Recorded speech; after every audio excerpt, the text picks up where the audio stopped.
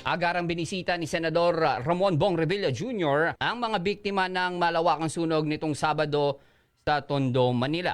Halos 2,000 pamilyang nawalan ng tahanan matapos matupok ng apoy ang kanilang mga tirahan sa Aroma Compound sa Vitas, Tondo sa isang tenement area.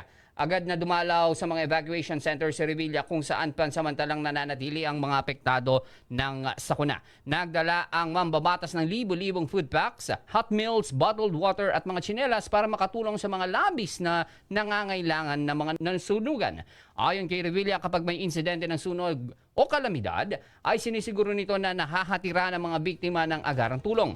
Sa ngayon, nananatili ang mga biktima ng sunog sa 3 evacuation centers, covered courts ng Barangay 105 at Barangay 106 sa General Vicente Lim Elementary School. Hinihikayat naman ni Revilla ang iba pang mga kababayan na makapag-abot ng tulong sa mga nasusunugan sa abot ng kanilang makakaya. Hinihikayat din ng mga mambabatas ang may mga ginintuang puso na magpaabot din ng tulong bilang pakikipagbayanihan.